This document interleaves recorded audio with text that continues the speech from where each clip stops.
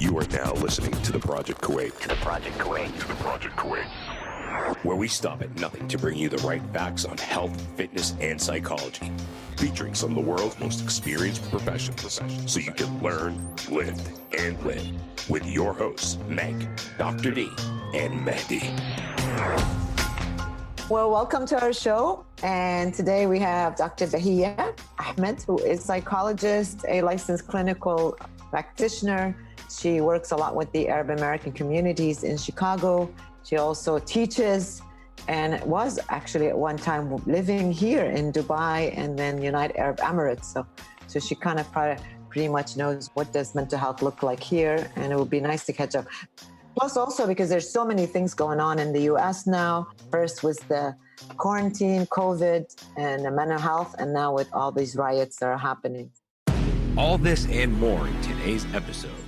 Welcome to our show, Bahia. Welcome. Oh, thank you. Thank you for having me. I'm really glad that I get this chance to meet with you and talk to you about this really a big crisis, not just in the United States, it's all over. And yes, like every other community, we are in the same boat like everybody else. And the Arab community in Chicago really followed guideline of quarantine everywhere, especially in the United States. First, I will say for the first 2 months, even before Ramadan played a big role in people keeping the distance. So people really followed whatever they're doing and they stayed home. They didn't really go out and do what they're supposed to do, especially in Ramadan. And of course, we all miss Ramadan Azayim and, Ramadan Iftar with the family, Salat Darweesh, everybody, like the mosques closed. So they tried as much as they can within that month to have Ramadan. They tried their best to do that. So people really followed their families, will eat dinner, like iftar together. They didn't invite people over. Most cases, most of the time. It was really good for the first 2 months.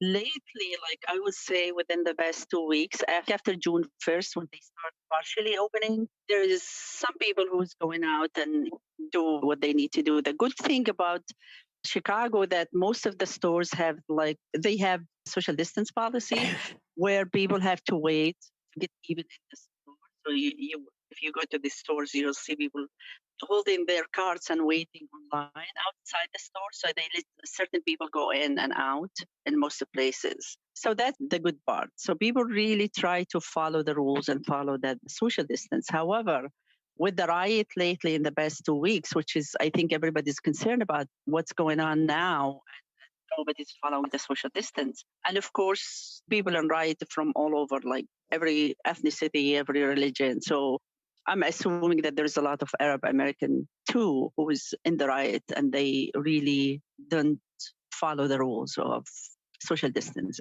So this is like just in general about what's going on. However, from a mental health perspective, there was a lot of people who were like scared about what's going on, worried about the coronavirus. And like I see that a lot with my clients, people who have kids in school and they have to do teaching online. We're really concerned about the academic year and what's going to happen and how the kids are going to really finish the academic year. And is this a good education? I mean, of course, Dr. D and I, we know that when we teach online, I teach online as well. And it's not the same. It's not easy. And I teach like university students. It's not like teaching 8th graders or 4th graders who's really having difficulty. And I have a couple teachers in my caseload. I have 2 teachers one of them teaches 4th grade and one of them teaches high school.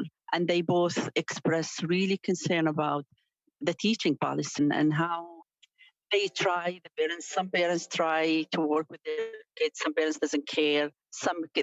She have to keep following the students and contacting the students and messaging them, emailing them to show up to class. There's a lot of students who didn't show up to class. So how this academic year is going to impact these students in the future.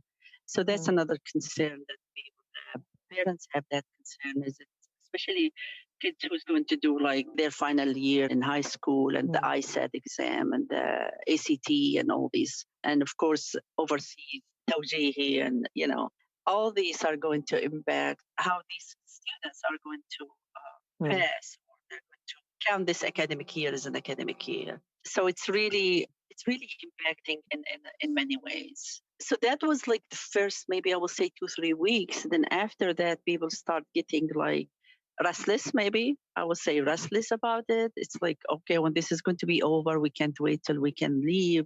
We can't wait till this is over. And so you have to deal with that kind of mental health issues more than just the academic part of it. This is taking long.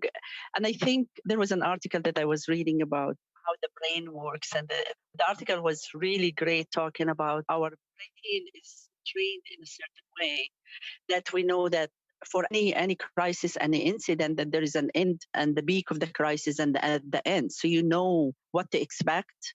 However, with this situation, there is no expectation. So you don't know what to expect even, and with it, when this is going to end. So there's really a big concern about that, how the brain is not trained that way, which make people more concerned and more anxious about how this is going to impact me and my family and what we are going to do and how we're going to do this.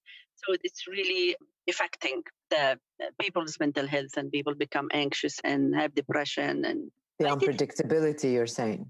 Yeah. Not being able to know. We knew when it started, but we don't know when it ends. What kind of new mental health disorders have you noticed that this COVID-19 has brought to the Arab American communities, for example? Have you been seeing some symptoms or disorders that you felt like you're very seasoned in your job? So I'm assuming you have noticed some impact. And was there different ages that they were impacted differently than other ages, for example? Believe it or not, OCD was a big deal.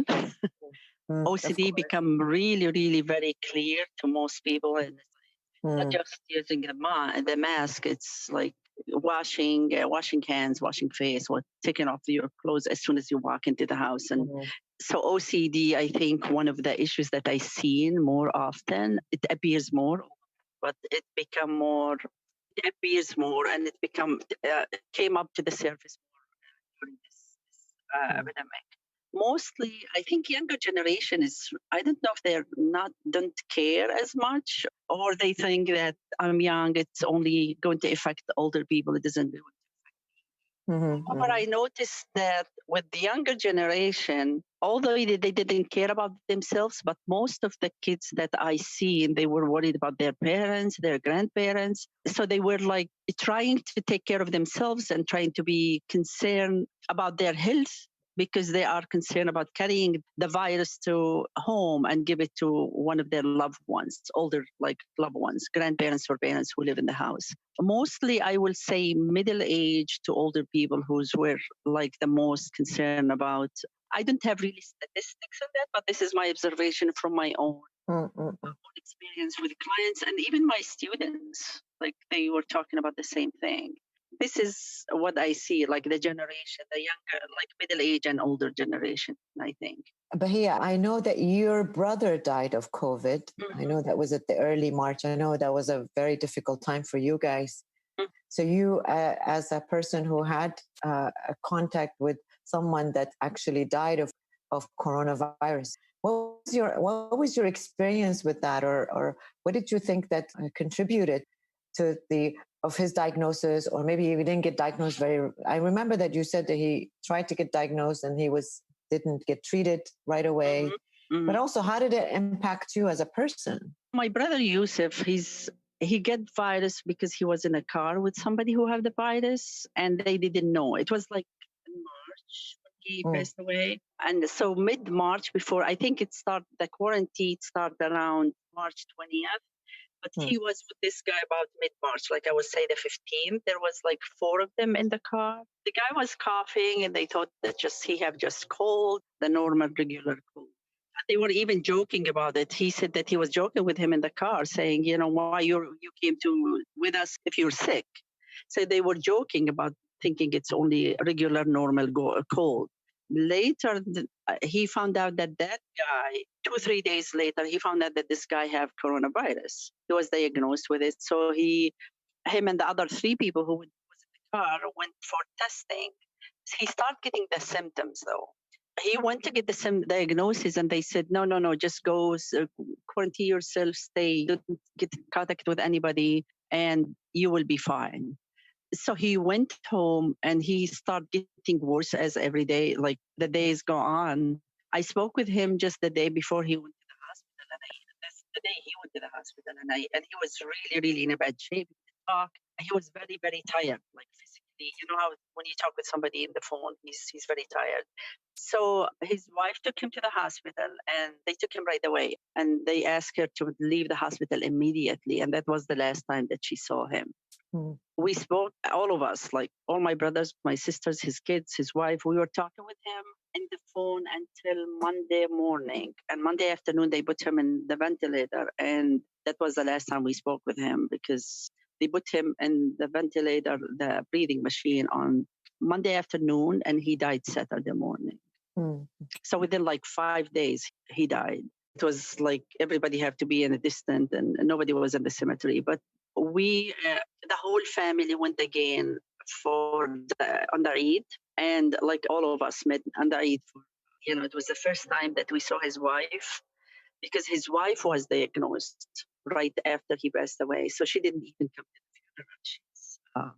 She was diagnosed, and she had to her and one of her kids who live in the same house with them diagnosed with yeah. They stayed home, and that was the first time. I think took us 2 months to see them, because they went back and they were cleared. That's when they were able to be with us. So it was really difficult, the fact that we couldn't be together as a family. Even in the funeral, we couldn't like hug or share or shake hands or anything. It was really very dry, very, very sad. It was very sad situation. So that was with him. Luckily, after that, none of us get like the corona, which is, alhamdulillah, was good. But his wife and his son were like really, the first 2 weeks after he passed away, they were really in a bad shape. But alhamdulillah, they're fine now. Mentally, it was really hard to see him going that way. And everybody's like, oh, we wish that we were there. We wish we could even advocate for him when he was in the hospital. We didn't even know what kind of medication they used for him. We didn't know how he died, or the reports show that his lungs collapsed and his kidney collapsed, according to the reports, because of the corona. So yeah, that's not a good experience. It was a really sad experience for us. Bahia, try to keep this. Sometimes it goes back and forth. Okay. Yeah, so that must have been very, very difficult time, I'm sure. And especially like the idea of like him being by himself in the hospital, not being surrounded by his family. He couldn't say goodbye to anyone. Sometimes I feel saddened by the individuals who are dying with corona, especially like the US have had over 100,000 cases, 100,000, I think. It's 113 now. Yes. Can you imagine these 113 people all died by themselves? 113,000. 113,000. Can you imagine? Yeah. The same experience as you had, or even his wife not being able to even go to the funeral because she had I have a client her husband was in Turkey, and he gets stuck basically in Turkey, and he get the corona. They live in New York here, and he died alone. I mean, he was just visiting, and and you can see how devastating that for his family, that he went for a week to visit Turkey, and he ended up stuck there and get the disease and died in Turkey. They didn't even know where he was buried or who was there and why. It's really sad. So yeah. Wow. Yeah. So being alone, being by yourself, sick, not knowing what's going on, not knowing, because I think what happened when they put them in the ventilator, they put them in induced coma, because they don't want them to use any of their energy to breathe. So basically the person is gone before he's gone, because they put them in induced coma. Yeah. So in your experience over this, and I mean, my heart goes out to you, and I'm so sorry for your loss. Thank you. What effects have you seen on family members, other than your immediate family, but other family members to people who have been taken from the COVID-19 virus, or who have suffered any type of injuries or any fatalities during this time? Like, what are some of the mental things that you've seen, and how is that kind of rubbed off on people? Because I can only imagine for the youth, especially younger children, that this must be detrimental to their development and their overall well-being at this time. So how have you seen them, A, combat this? And B, what symptoms have they shown? And C, do you see this prolonging? Like, do you see this as a prolonged PTSD like we've seen with a lot of people that have come back from war? A lot of people are saying right now doctors are going to be the next group of PTSD patients. So what does it look like for you over there? I think for kids, the fact that you don't bring closure to the death of a person, you don't say goodbye. Most of these kids are in disbelief, and I can see my nieces, nephews, and my brother's grandkids. His granddaughter keep waiting for him to come and have tea party with her, that was their thing. She's waiting for him. The older kids are still in disbelief that he's gone. They think that he might be on vacation somewhere. They don't really, I think, again, the fact that there is no closure, there is no goodbyes, there is no funeral. Basically, people doesn't get together. I mean, funeral is really a good way for people to get the support they need and to believe or to come in touch with the reality that this is real. And when you miss that, when you, even like us, when everybody we witnessed the barriers and everything, but the fact that we didn't have the barriers, I think even when I speak with my sisters and brothers, they are in disbelief that he's gone. It's like, we don't believe that he's gone. We think that, he's going to walk into the house one day and he's going to be back. And for kids, I think it's the same thing. They maybe after this whole epidemic is over, I think maybe people can start like processing the grief that they have. The PT, I think it might go hand by hand with the OCD as well, because people are not the unknown and they still worried about who's going to die next. I think that's maybe what the PTSD that they might feel is, am I going to get next? Who's going to get next? My parents, my loved ones, my whoever. And now there's some cases with kids who have diagnosed with corona. So people are going to have that problem. So we'll just sit and wait and see how this is going to impact everybody later on. I assume that America has been bombarded by a lot of things. I mean, for us, it's still we're just dealing with coronavirus. The PTSD that you see here are probably with frontliners, workers, medical field. Maybe you see it with individuals who are volunteering, people that are working in crisis. But the idea is that here we only have to work at one thing at a time. Okay, it's coronavirus. We had full curfew. Now we have partial curfew. We're still quarantined since March. But for you guys, there's a lot of impact, I think. For us, I mean, maybe the impact is there, but we don't really see it a lot, or people don't talk about it. Like there was first the coronavirus, then is the economic crash, then it's the crisis. Then, people marched because they wanted to go back to work because they're either bored or they feel like the government was initiating that they should go back to work so we can stimulate the economy. Then after that, you finish with that and people protesting and wanting to go back to this protest now and the riot. So I feel like and then being bombarded by so much social media and the news, the crash of the government, the crash of the economy, the feeling of unstableness. Will I be able to find a job? I mean, when you talk about 50 or 60 or 70,000 are like, applying for unemployment, that's a big number. And also, you listen to the news and it's like, oh, this is like been worse than the depression and the economic depression. So, I'm assuming, most of the people that you are talking to, or at least in the Arab American community, have then been impacted by these variables, economy.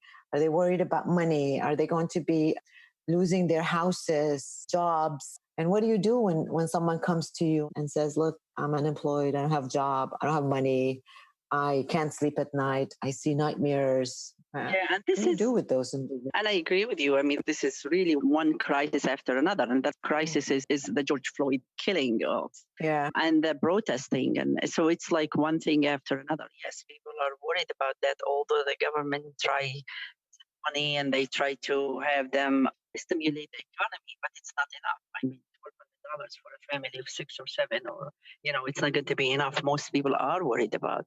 Although the government, the banks, like everybody is trying to put off like payments for houses, like they're postponing the payments. So they're trying to help as much as they can. credit cards maybe starts like asking people if you're worried about payments, we can postpone that, we can work with you. So most banks and lenders are working with people. The government is working with people. It's student loans even told people that if you can't pay, we can postpone it for another 6 months. So people, but the thing is, this is a current, but if you don't get a job within the next 6 months, or if you lose your job, what's going to happen? I'm working as a consultant with one of the township here in the area, and they just called me last week and they told me that we lost the funding, so the program is basically closed. And they closed the senior citizen program in the township as well because they don't have funding for that. So this is my own circle, my own experience, but I can see that it's going to impact other areas as well. There's a lot of people who apply for, like you said, Dr. Denhat, that they apply for unemployment and they get unemployment, but they will give them the unemployment for 6 months, maybe a year. Then what? People who lost their job, their businesses are not going to hire people anymore. And then after the corona, this protest hits and the looting and the breaking into the stores. That's another problem because big stores are who's maybe employing maybe tens of people are losing that funding as well. So they close down and people lose their jobs again. So by the time we go back with the economy is going to be really, really destroyed to some extent. And nobody knows what's going to happen. Nobody really have an idea how we're going to handle this, how we're going to go back to normal, and how long it's going to take to go back to normal. And that includes the Arab community as well. I mean, it's the Arab Muslim community and Chicago area. It's not going to be different from anybody else. We're normal, we're human. We have businesses, we have jobs, there's a lot of businesses that ask people to work from home, like essential, maybe, teaching and even like accountants, some people who work in accounting, they do it from home. There's a lot of businesses that allow people to go to work from home. But if you don't have money to pay their salary, then you're going to end up asking them to. So it's a cycle that nobody knows where to start and where it's going to end. All the people try as much as they can. Like, for example, the Mosque Foundation in the area, usually they do fundraising in Ramadan. And I remember every Ramadan, Laylatul Qadr, they collect at least $1 million in one night. And this year, I think they didn't even hit more 400 or maybe 250. I'm not sure the exact number, but they didn't even hit the half of the money that they fund.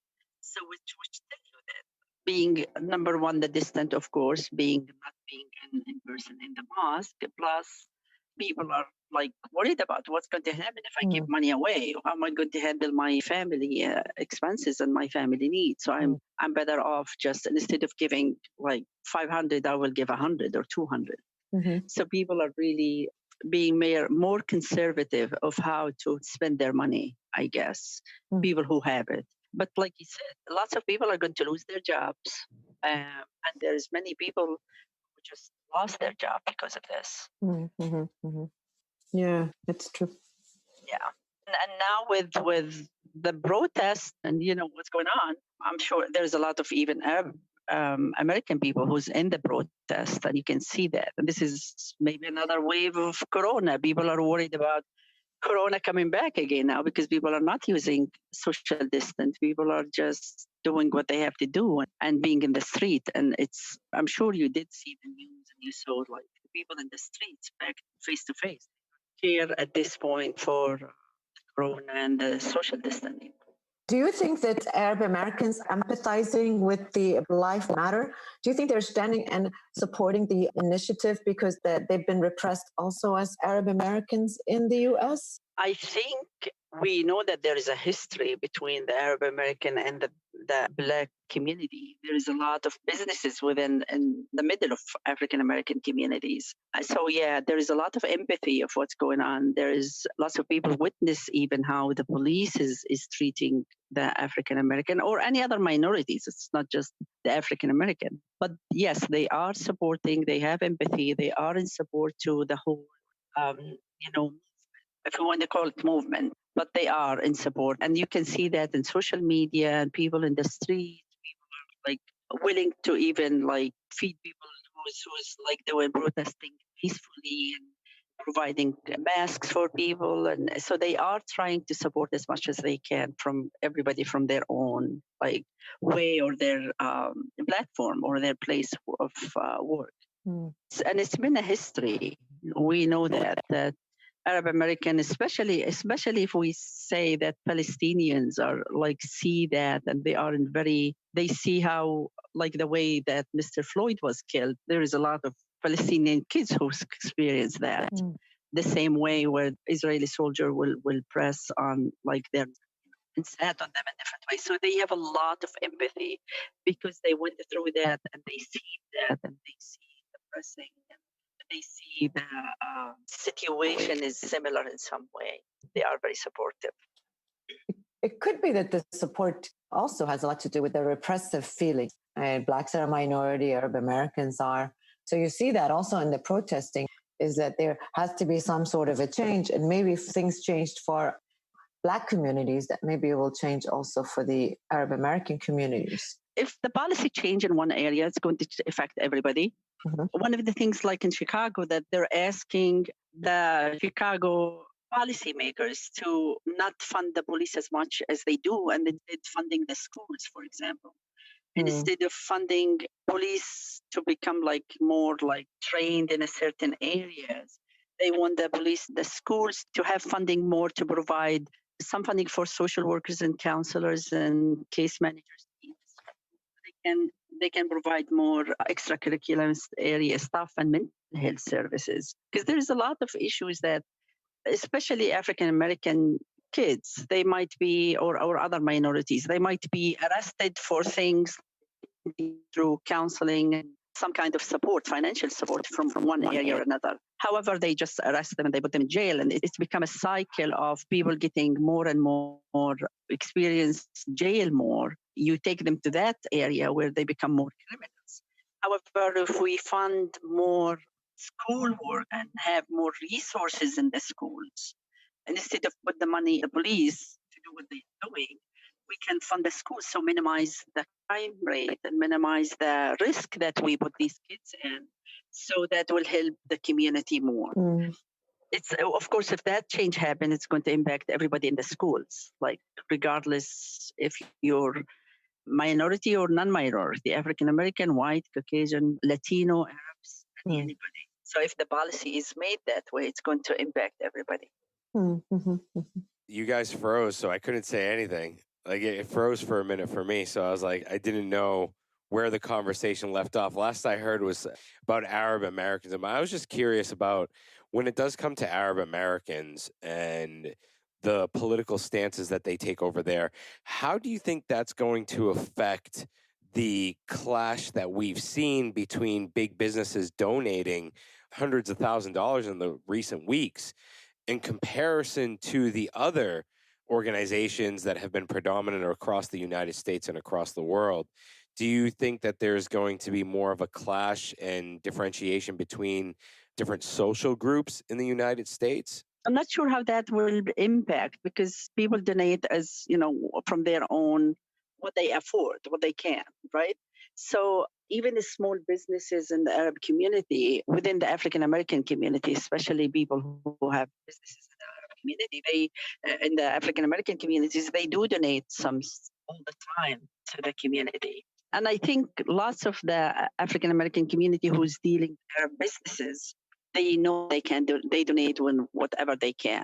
So of course, somebody who have like a small grocery store in the middle of African American community is not going to donate as much as like bigger companies like AT&T or Best Buy, big companies. I think they are aware that people will donate what they can and they don't have too much, but they can support the cause, basically. They support, whatever required from that small. No, I'm sure a lot of African American small businesses have closed because of the coronavirus, but also has there a lot of been businesses that have closed in the Arab American communities there? Not really, because like if you say the Arab American who have businesses within the African American communities, they are mostly grocery stores. So grocery is essential, right? So I don't think they get impacted that much. Businesses that like food, people have to eat, of course. They stayed open. But other businesses, it's like everything else. Like I know somebody who have like insurance, for example, insurance company, like where they insure people. And after this looting, they have like over 50 stores that they have to fund because they liability. So it's a chain reaction. How that's going to impact this company? This company might go out of business if they can't, support all these businesses. So at this point, you know that it's coming, but you don't know the impact. How hard is the impact going to be? But it's coming. Everybody knows that it's going to impact everybody. Speaking of impact, just out of curiosity, and I mean, you brought up a good point with looting. I'm sure there are different groups that are looting in grocery stores in particular. I mean, you see it on TV that they are being hit the hardest, and the community effect. I mean, how is that disrupting the community? Because you have, on one hand, they're protesting and waving a flag for a cause that they believe in. But on the other hand, their own community members in the face and stealing the goods and the products that they have within their stores. So is there an inner conflict going on between the community, whether it's between the people who are protesting in a calm way versus, I mean, there's some appalling stuff that I've seen on TV, and it's like, that's not how you voice your opinion. I think this is a good point that you brought in, Mahdi, because you have to distinguish between people who's really protesting peacefully and people who's doing that. They are not the same people.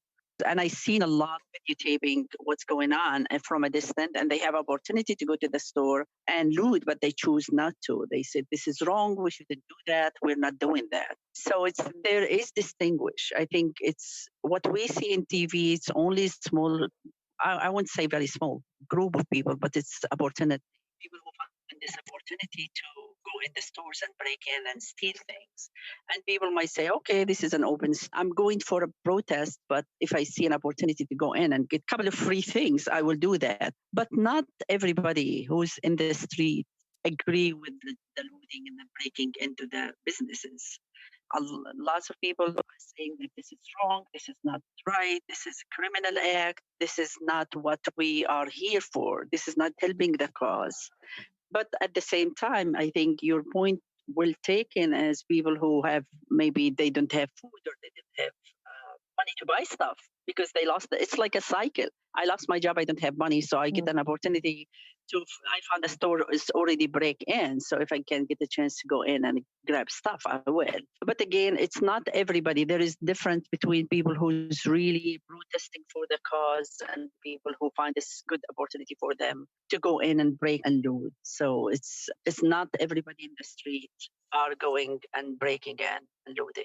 Yeah, I mean, you always see these things, right? Whenever there is a war or whenever we had that Arab Spring, remember you guys, like when there was a big protest in Egypt, for example, and then Tunis. And, when it seems like every time that there is a chaos in a country and when there is no government, nobody's been held accountable, when you know that there are no rules that are applying to things, no one's going to see you, you get people looting. I mean, I remember during that spring where people were looting, they were trying to even steal stuff from the museums and ancient. I remember, to this day, I remember this image I saw on TV where these people were like breaking into like Kenneth machine because they thought there was money in it.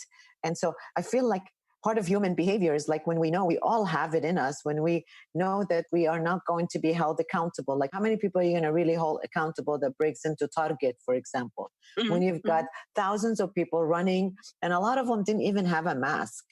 The idea is that their identity was, and they knew someone was taping.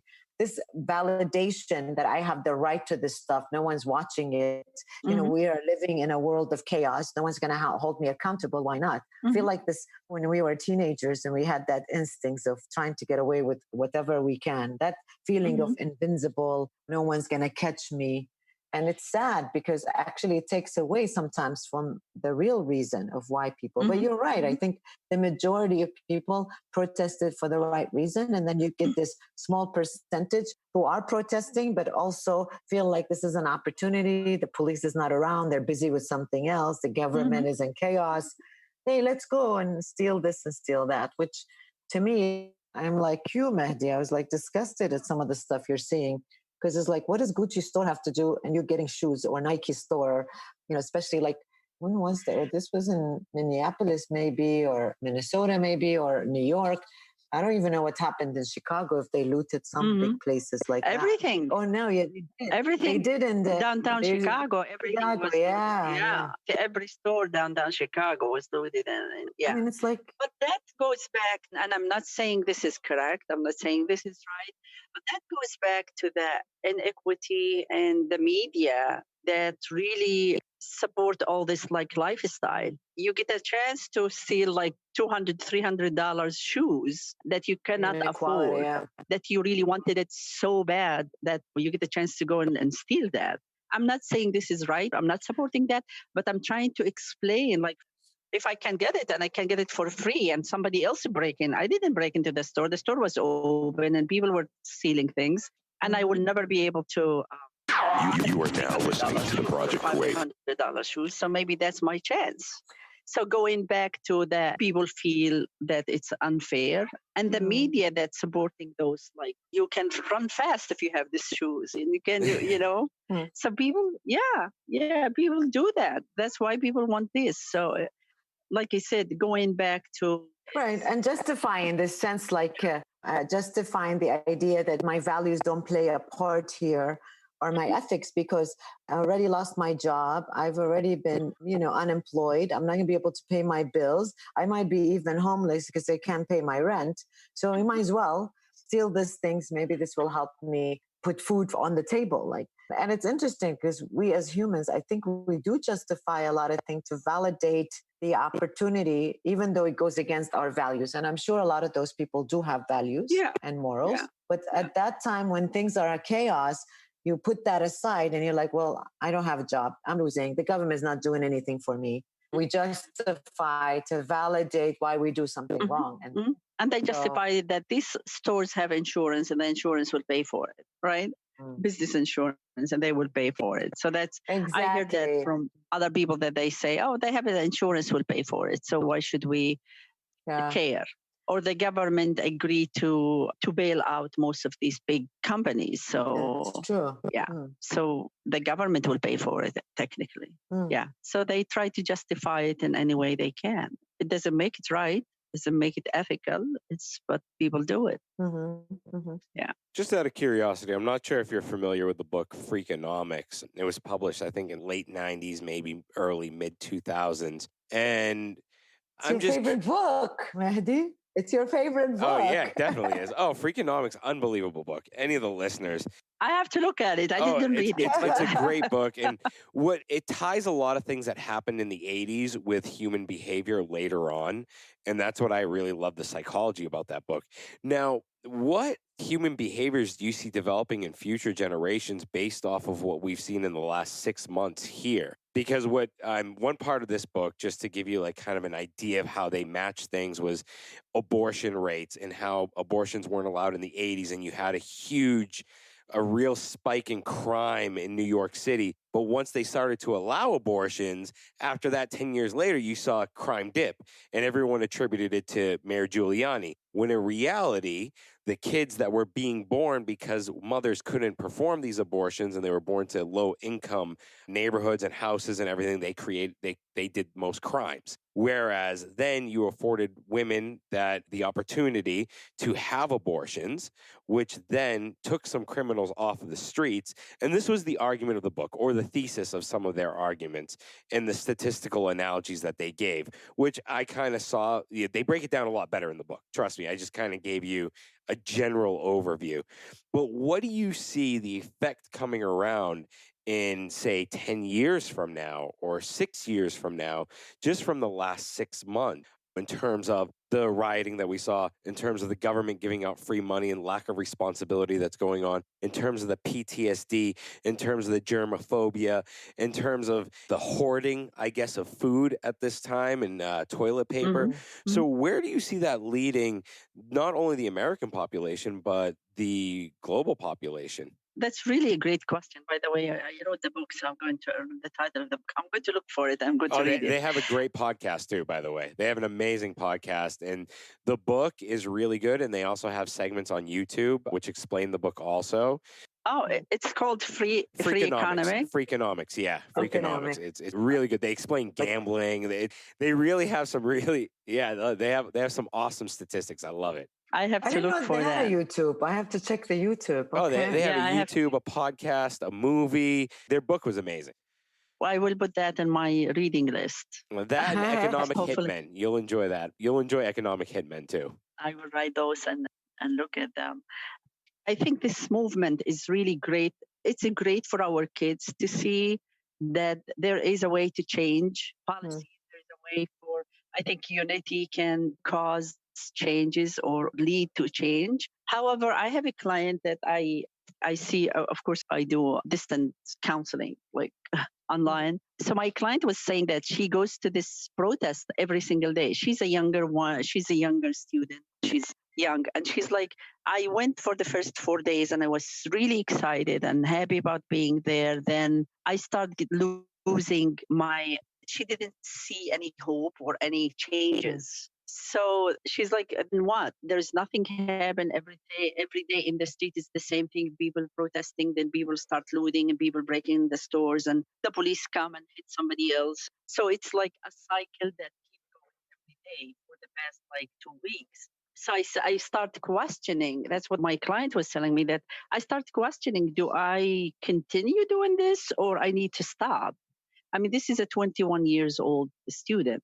I have to process that with her to see that human behavior is not going to change in one day. I mean, it's going to take many, many, many years to change. Like you said, the changes with the abortion, it didn't happen in one day. It took a process. Accepting homosexuality or talking about homosexuality is another thing that people took forever. We still have issues with that. It took forever for some of these states to agree to allow people to get married, right? So any social change is going to take a long time before it really happens. We might not see it in our generation, but and that's what I told my client is like, we are planting the seeds, basically. You're not going to see the changes within 2 or 3 weeks or 4 weeks or a year. It might take a long time, but the process of planting the seeds and empowering people to make the changes is what we need to do at this point. I think our kid will see this as part of the history and part of the change. And hopefully they will see that you can, but with unity and support and peace. I think peaceful, I don't really support the way things has been done with the looting, but with going out in the streets and demanding change. For example, with the guy who killed Mr. Floyd, like George Floyd, at the beginning, they gave him a 3rd-degree murder. And people went in the street and demanding that this is not enough. So they changed it to 2nd degree, which is really, it never happened in the United States, where they change it because people demand. So this is a change. I mean, you go in the street and people see the power of humans and unity, and they support each other that, yeah, if we want change, we have to do it the right way. We have to do it this way. We cannot just wait for the election and wait for people to make the changes. It's going to be slowly, but with planting a seed and demanding change in this way, I think the kids will learn a new lesson from this. I think. I hope they will see that. Yeah, lots of kids are observing. Even kids younger, like kids who's 8, 9 years old, they know what's going on. They talk about it from their own, what their mind and their understand and believe. They talk about what's going on. And I hear a lot of kids who's saying from my clients who's like, no, they shouldn't loot. They should be doing demonstration in peace. And they should, demanding. They should contact their policymakers in their states and do what they need to do. And this is, of course, what the parents are telling them. I think I will say that it might, make some changes. And to me, I feel like not only is it going to teach our kids, because I feel like this new generation, including my kids, they've never really struggled with any stressors, like people that are my age or your age, Bahia, or even like Mehdi's ages. We either had some sort of a stress or economical shift or war or we've had a lot of global changes that I think it's made us who we are. And I feel like this new generation, it was about time for them to be able to experience some sort of a crisis. And I think that they needed to be able to see that we are going to have a pandemic. I mean, you and I, none of us have lived through a pandemic. It was interesting. What do people do when we have a pandemic? And what do you do when there are unfairness? And what do you do when you see, do you sit quiet? Do you stay spoiled? Or do you make a movement? So I think this movement is teaching our kids that, it's also reminding them that our parents and grandparents and great grandparents have worked very hard to be able to create what we have now. Mm-hmm. You know, there were a lot of people that have gone through a lot for me to have my freedom or ability to vote, or even for me, like to be able to immigrate and live in a country that was allowed me to have freedom and allowed me to study whatever I wanted and affordable and all that. And I also think that, in my opinion, I think what's going to happen is that kids are going to be a little bit more cautious. You know, I see it with my college student. I gave him a little project about analyzing COVID-19 and how will the world change and how will you change. And a lot of the common themes that came out, it was on, I'm going to be a lot more careful with my money. I am not going to spend it on just anything. I'm going to be able to be more responsible at home because, you know, we've been in quarantine longer than you guys. And these kids, the college students that used to go to college and come back and treat home like a hotel, now they're living in that house. They don't want their parents that are elderly to go out. They're going to the grocery store. They're making all the rounds. They're doing the delivery.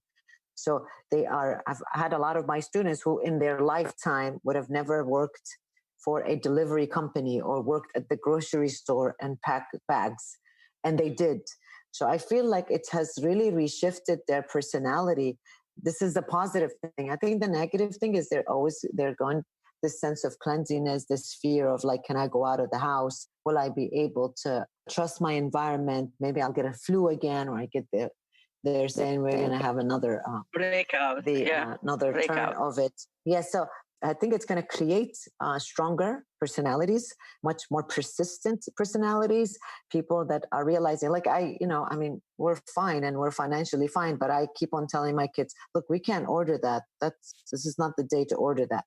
We're in a crisis. Please remember, there are certain priorities. And although I know I could get it for them, but I feel like this generation, they've never heard that. Like I heard it when I was growing up. I'm sure you've heard it. I don't know if Mahdi has heard it, but these comments teach us how to be responsible. This is why I needed to go to college. And I feel like I was really feeling, not that I'm thankful this happened, but I feel like it has given these younger people a different sense of the world, not the spoiling world that you can have anything and do whatever, no sense of responsibility, and don't work, stay home and let your parents work forever. Mm-hmm. Now in the US, and even here, some parents have lost their jobs. The kids have to work now.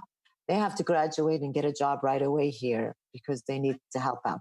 So I think it's going to really reshift their personality, to be honest. This is really good for kids, like you said, like your kids and my kids who have like a privileged lifestyle, right? Who never have to work for what they need and everything is handed to them. However, if we look at like with this whole COVID-19 epidemic with the less fortunate families, basically, fortunate family who work really hard to have just food on the table, the minimum, and people who live in countries of wars have really the minimum. I think that will impact them in a different way. It's like we already lost everything and we don't have anything. So this is nothing new to us. Mm-hmm. So they are already in the survivor mode anyway, with or without COVID-19. But COVID-19 is it's an addition to how people are going to be careful of what they have and be more counting on that, like you said, counting on how they spend their money, what's their priorities, basically. Mm-hmm. And of course, people who came from less privileged families or social economic status, to everybody. And that, I would really like to support our younger generation to work on more than, of course, economic, you need the money to survive, but it's like to feel and have empathy and to support people who's less fortunate than what we have. Yeah. Mm-hmm. So that's what I will see, or I like to see that. And I seen that, like people were like handing as minimum as handing like hand sanitizers and masks for people who's like driving by, in certain areas and stuff. So that's maybe you start with that. You start really minimum, but you will have empathy or delivering stuff. I seen lots of Arab American younger generation posted in Facebook, which was I was really proud of them that I am in this area. If anybody need, they can go out and get their grocery. I would love to. Just let me know and I'll get you what you need. And here's my number. And people start like doing this, and they start like looking after their neighbors and their people who never even say hi to their neighbors. They start going knocking in their door and say, if you need anything, I can support you. So we need to really that in our kids and nurture that, so the kids, the new generation, have more empathy. Because the new generation is only like, you see that there is no connection, there is no human connection as much as the way we grew up. People sitting in the room with like 10 people in the room, they don't talk. Everybody else in their phones talking to whoever. So there is no that connection. But with this epidemic, I think people start to have more connection. Although we're going to lose like the shake hands or the handshake and the hugs that Hugs people and give kisses, each other. yeah. We're going to miss that. The new generation for a while, it's going to be missing. They're going to be missing that. However, the empathy and the support and the fight for equity and stuff, maybe people will have that, and the new generation will look into that. So that's true. maybe a positive thing that will come out of the corona. I'd have to agree and disagree with both of you just because I am a father of a 5-year-old. He's a single child. Me and my wife, Dr. D, knows my son DJ. She knows how much of a hands-on dad I am. And yes, I agree that there is some type of more of a closeness coming out of this between some parents and their children. Like for me, for instance, I love the time that I'm sharing with my son. I would never have this time if it wasn't for COVID-19. However, on the flip side, I have noticed with my son that he is missing out on connecting with other children. He is missing out on connecting with other people besides me, my wife, his grandparents, his uncle, the nannies that are around here. So there is that element that is missing. Yes, they're gaining grit out of it. They're gaining toughness. They're understanding that maybe I can't buy this right now. Maybe I have to save toilet paper, one of the easiest things in the world. But at the same time, they are losing that connection. And I think there's a further divide of that connection between the devices that we see right now. I mean, look at it right now. Me and Dr. Dinka, we used to interact at least once or twice a week. And now I haven't seen Dr. D since February. So all interaction has gone online. What is it going to do to these 5 and 6-year-olds and these 4-year-olds? And psychologically and scientifically, it has been proven that touch is an extremely important element to life. When a baby is born, that skin to skin with its mother is so essential for them to live, just to live. And we read about that because my son, he almost died when he was born. And one of the things we tried to do as much as possible was to touch him as much as we could. And it was so important for Haya to get in when he was in the incubator, to put her hand in there, to touch him and everything. Because there were scientific studies proven in Russia, I think in the late 80s and early 70s, mid 70s, about kids that were put in orphanages and they weren't touched by anyone and they died just because of that element of human touch. So what is this going to do to that generation? Because they're the ones who are coming into it. They're the ones who are going to be living the next life and laying the groundwork for everything else. And right now, it's been disrupted, and it could be disrupted for the next year or two, where they're going to school, it's virtual, or they're standing in blocks and they can't touch or talk to their peers. So how is that going to affect them? I mean, yes, we are gaining on one side by grit and understanding the value of certain things like people in the Second World War did in Europe. But at the same time, we are losing such an important value that we need to grow and prosper as a community and society. And definitely, I agree with that. I mean, no, but I agree with that. You know, my granddaughter Sophia is 3, and she's supposed to start preschool this year, right? And although we order books for her and she's doing stuff, but it's not the same. Socially, we need to be connected to human being. We need to have that touch, like you said. And this is not a good situation or good place where we are at this point. Yeah, but you're right. I agree with you 100% that we need that touch. We need our kids to be. I'm worried. I always talk about that, about my granddaughter, that, I'm really worried about her not being in school with other kids and playing with other kids and support, touching and fighting and doing all the stuff that kids do. But this is a situation that we have no control over, but it's not in that aspect of it. Like you said, we're going to miss. If you're like me, I give hugs to everybody and everything, like for anything, any reason. if I miss that. I miss just when I shake hands with people or just give them a hug to see them or to say goodbye to them. And now we can do this. We have to be very, very. What will they be But missing? Will they be missing empathy? Will they be missing sympathy? They're going to miss, something is going to be missing out of their characters. So what would they be missing from this lack at such an early age? That's a good question. Dr. D taught me that this is the most important time of their lives. And empathy. yeah, right? and I disagree that they will not be. I mean, I understand what you're saying, and I understand that they are being robbed. What you're saying is that they're being robbed with an opportunity, or they're being robbed at this time or this development stage of being with other people. But I disagree that this is going to be something that there is going to last a long term. Remember, we are innately born to be with other people, which means that us avoiding other people will not last that long. Which means that as soon as we are giving an opportunity to be with other people, DJ and Sophia and Larson, everyone else will just adapt again. It is uncomfortable now because we're bombarded by the messages of don't touch anyone, wear gloves, wear this. But I can guarantee you, and maybe later I should even bet you on this so I can get some money out of you, Mahdi. I'll bet you on it. I have a theory. Talk to me another year and tell me if DJ has really been affected by this. Will it be a memory in his head? Yes. But to be honest, it's only from 8 to 15 where the memory is imprinted and that some of those memories don't go away. But right now he's still safe. But even my child who's 15, I don't really think that Larson characteristically, and Bahia knows him, he's a social character and you know him. He loves to be with people. Is he just upset now that we have to sit at home? Yes. Is he missing that? Yes. Is he going to be much more resistant when he goes back to the normal time? I don't think so.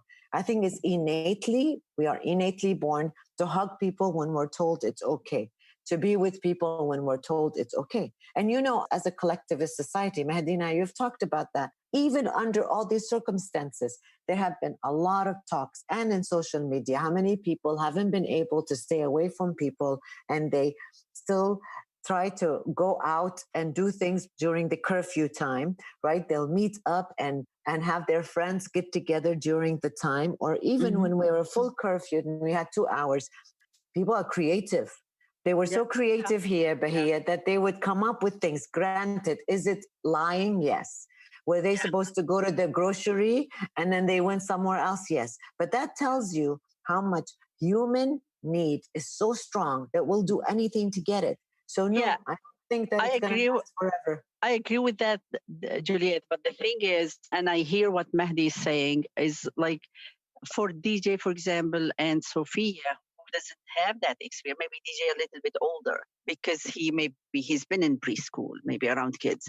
Sophia never been around kids. So how we're going to, like for Larson and Larsa, maybe they have that connection already. They know they're a little older. They'll adapt. They will adapt. But they're older. A teenager's different, but a 3 to 6 year old. But they will adapt. No way. When he goes to school, when Sophia, it will not last memory because this is not the time that will last. This is the time where he needs love and kindness from mom. This is the time where we demonstrate what do you do with other people. I guarantee you that when he goes back to school, at first it will be odd. Sophia, the same thing. Sophia never had that experience except with her brother. So when she goes back, remember, they're still looking on TV. They are going to social media on their age. They're watching movies that shows that. Before we took our kids, I didn't even start school until I was 6 years old, which I think is child abuse, which I don't know why my mom would wait to keep me until 6. Because she loves you so much. She loves me so much. I didn't understand why at 6 she was still scared to send me to school. So I went to school when I was 6 years old, which means I missed kindergarten anyways. But while other kids in my class had opportunity because they already were kindergarten, I wasn't. And look at me, I'm the most extroverted, loudmouth person you know, Mahdi and Bahia. So the idea is that God created this skill in me.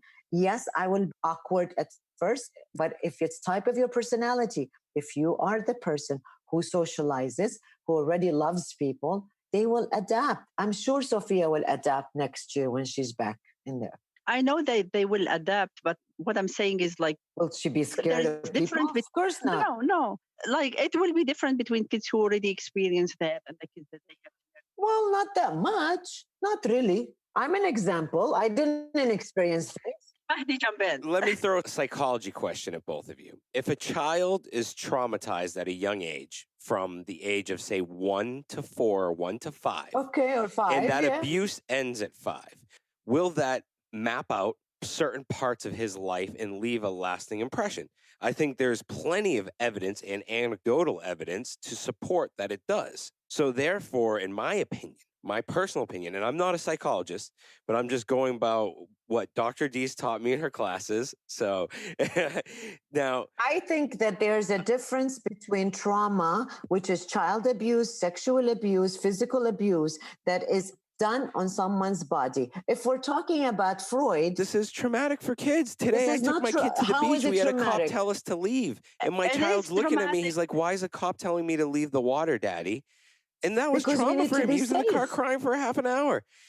But that's not trauma. That's a different kind of trauma. That's a different type of trauma.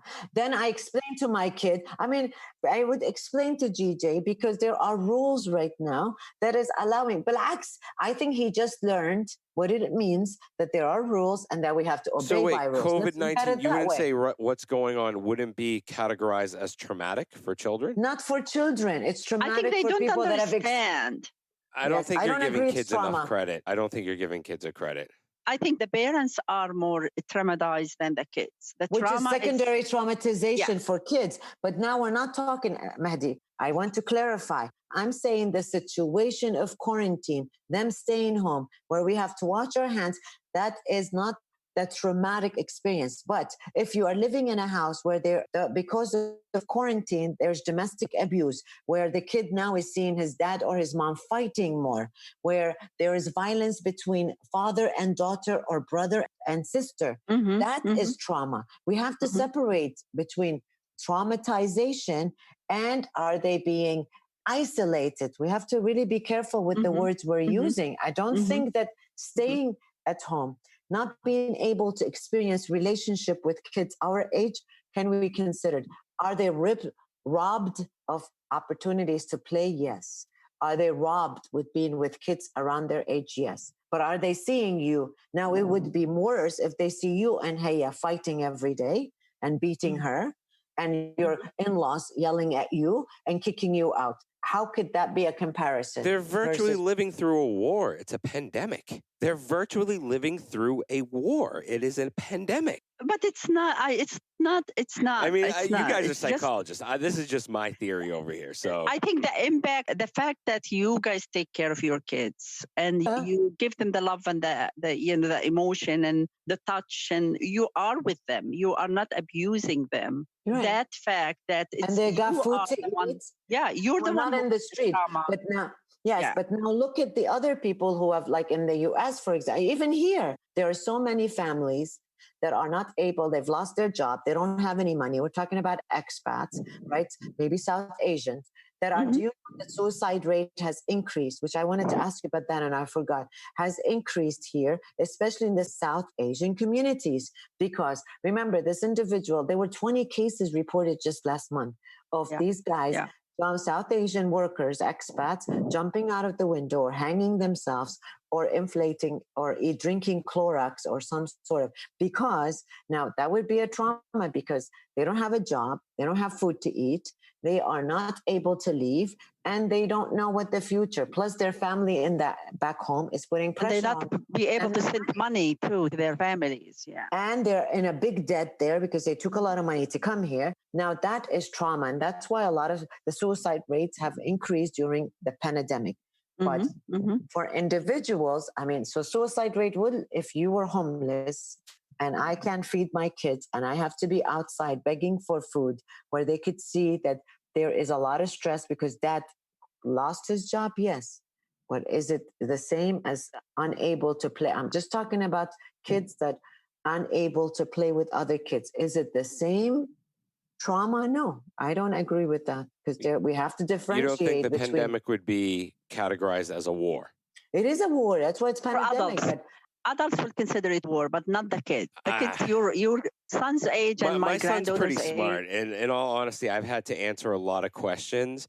And when a course. 5-year-old lives through staying in quarantine for 24 hours in Yes. his house, and then you have to explain you're only allowed 2 hours to go outside, to say that's not going to last with them for their whole lives, I mean, we'll see in 20 It years. will. It will It's part of their last. history. It's part of their Yeah. history, and it will. And they will remember that. Oh, I remember when I was in the pool and I have to get out Yeah. because of the 2 hours quarantine time, or I can't go to the store because of this. It's part of their history that they will, but it won't be a trauma. It will be part of things. It's like you remembering something from But you your don't childhood think that will as going reshape? with How If- will it shape him? It might make him stronger. It will make him keep hygiene better, and it will make him understand that there So you don't are think it will develop policy and OCD, rules. lack of connection? No. I mean, there are a Actually, lot of theories surfacing I was just right reading now. an article that says it is not true. Keep in mind, Mahdi, that I think parents impact their kids as well. If you Yeah. panic, if you're Yeah. panic, Yeah, you don't exactly. give that panic to your kids. If you become really upset about what's going on and you become upset and you start like hitting your wife and every time your child start talking to you, you're going Yeah. to ask him to leave. That's different. That will be trauma for the child. But if you're just answering all the questions that they ask and Mhm. say, here is this, and I'm worried about you, I love you, I care about you and your mom, and we are here because we don't want to get sick. That's you're teaching them more empathy and more support and more, communication, and give them the encouragement to ask questions about what's going on, and they will find the answers. So there will be a good bond between you and him, as a matter of fact, more than a trauma. The trauma is outside the house. It's there, and we have to follow this. We have to follow this because even the government is really worried about our well-being and our health. So you are teaching your child this. You're not giving him trauma unless you become really traumatized and start talking to him about, oh my God, this is going to kill us. We are going to die. Everybody's going to die. Even if you lose somebody in your family because of COVID, which is a trauma to some extent, you need to answer the questions to these kids and make it become this is part of life. People get sick and die. And at the beginning, it's going to be a trauma that why my grandfather died and not my neighbor's grandfather or my friend's grandfather died. But you have to be like to teach your kids. There's a difference between somebody who teaches their kids that, people in older age, they get sick and die, and this is part of life. This is normal. This is a human development, right? But then telling them, oh, everybody's going to die because of COVID. We are going to die from COVID. No. And you start really panicking. So you're not teaching your kids except being panic and become, maybe, for example. You're teaching, Mahdi, don't forget that we're teaching our kids is resilience. This is something they don't learn in regular times. If we weren't in pandemic, and I've taught you that in class also, the psychological immune system doesn't get activated unless there's someone going through some sort of a stress or trauma, which is resilience. So how would you have been an opportunity to teach DJ to be resilient if it wasn't the perfect time right now? Do I wanted to teach my kids resilient this way? Maybe not. But to be honest, there wasn't any other way to teach them resilient. I felt I took the opportunity to do that. Is it going to create a lot of resiliency in people? Yes. We need to go through this once in our lifetime. So that way we know how to tap into our psychological immune system. When I first came to Kuwait, I did a research with people that have kids they were kids at that time when they were going through the Gulf War. And when I interviewed them, by then they were college students or even older. And, and we talked about this memory. What do you remember? Because most of them were 8 or 9 or 6 and 7 during the Gulf War. What I remember from that research and their stories, a lot of their stories were, I loved being at home with my family. Yes, we were scared and we heard bombs, But the bonding that we had, we even had our neighbors come and stay with us because we were all scared. It had made me a better person. Yes, I saw a lot of images I didn't want to. Yes, my uncle died, or my father, or whatever. They were prisoners of war. But the memory that they reported to me and to my research colleague, it was the memory that they remembered the most, was what we're seeing now. The ability to be with my family. There wasn't a lot of food, and we managed. We were all strong. We all stayed together. Yes, we were scared, but we still loved it. I had a couple of people I still remember now, and this has been 14 years, 13 years, where they said, you know what? I really miss those days. I wish it wasn't more, but I want to have that bonding with my family again. Because after the Gulf War, people started building bigger houses and they were compensated. And they started living a very busy life, and they started to not spend as much time together. DJ is going to miss this time because you have to go back to work. You won't see him as much. And he's going to say, Dad, I wish we had a pandemic so I can see you again. And this is the trauma that he will experience. This is the trauma. Actually, you're right. This is the trauma, because my daughter said the same thing. I said, pretty soon we have to go back to the office. Oh, God. And she's like, you know what, Mom? I really like you're here. I wish you could do all your jobs here. So I think that would be the traumatizing, is remembering. So she started to panic, like, oh, really? You're going to go? When exactly? She wanted me to mark it on the calendar. I'm like, I don't know. I'm just saying. And she's like, so I could see the sense of like, tell me beforehand. I want to anticipate. I want to be prepared. That's when it's going to be more traumatic, I think, in my mind. Yes. Yeah. So DJ is fine, and please stop freaking out. I think we'll see that in the research that comes out in 10 years from now. And then... Yeah, he would be fine. And then our bet will be settled then. No. In a year. I'm not waiting. A year? No. You can't tell in a year. It's going to show in 10 years. Come on. Look at Freud. The behavior will start showing. Exactly. As soon as he goes back to school, it will show, actually. Yeah. But his behavior might be because you're going... I've already seen changes in his behavior, and there are a lot of questions that we do have to answer as parents, like, Daddy, why is the avenues closed? Daddy, why can't I go here? Daddy, why? Well, it's because of Corona. Well, why is Corona doing this? Well, Corona is a virus. I had him watch the Sesame Street and CNN show that they did, which I thought was extremely helpful, and it was great at explaining it. And Sanjay Gupta did a great job answering questions at the level of a child. So, DJ understands, he gets what's going on, and he sees it, and now he knows he has to sanitize his hand. We went to Starbucks the other day. He goes, Daddy, is she wearing gloves and a mask? That's not something a 5-year-old should say. That is not something a 5-year-old should say. So to think that might not affect him later on, it's going to. I mean... Of course it's going to, but is it bad? It's experience. But we don't know. We honestly don't know. It's an experience. I think it's more than a bad thing. He will remember that. He will remember the thing that happened and how the experience went through. But I think it will be that bad. Inshallah, it won't. It will be fine as long as you answer the right question, and the right answer.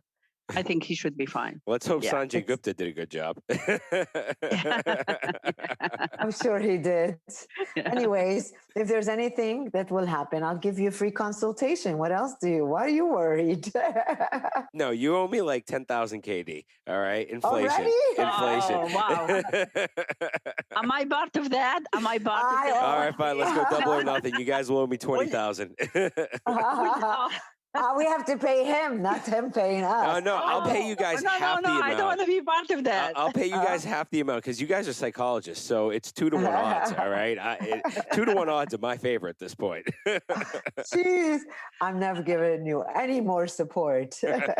Anyways, well, thank you so much. This was really great. We hit on a lot of topics. It's good. Yeah. Thank you so much, Bahia, for joining us. Of course. Thanks for having me. It was really fun. We have to do this again. We have to look for another topic to talk about and do this again. We will. And nice meeting you. Say that again. I'm sorry. After you read that book. I have to read. I'm going to look at that. I will get in touch with you, Mahdi. I'll let you know. Oh, it's a great book. Give it a read and let me know your thoughts on it, especially with the crime rates. I would love to get another opinion on it and see a psychologist's opinion. Dr. D, you too. We should do this show over again and just talk about Freakonomics. Yeah, we Okay. should actually. From a Okay, we'll do psychological that. perspective. I think that would be a fun episode. Yeah, Yeah, that would be good. Okay, Okay, good. I'll let you guys know. Thank you. Thank you so much. Thanks, Nice Bahia. meeting Say you. hi Mandy. to everyone. Good to see you. I will. Good to see Safe, you. take care. Don't go to the riots. Wear your mask. I do wear my mask. My kids doesn't allow me to go home, to go out anyway. They do the shopping and everything. And they're like, there is no Oh. need for you to go out. Just sit down. Sit in the house and we'll do everything. Good. Which I'm is glad. good, which is fine. That's awesome. I've been planting stuff. I've been planting flowers and vegetables and stuff. So I've been gardening. So that's a good way. Good. Enjoy. Bye. Have a great day. Bye. Thank you. Bye. Bye-bye. Thanks for listening to this episode. If you enjoyed it, please head over to iTunes to subscribe, rate, and leave a review. You can also find us on Instagram at The Project Kuwait. Thank you, and join us next time.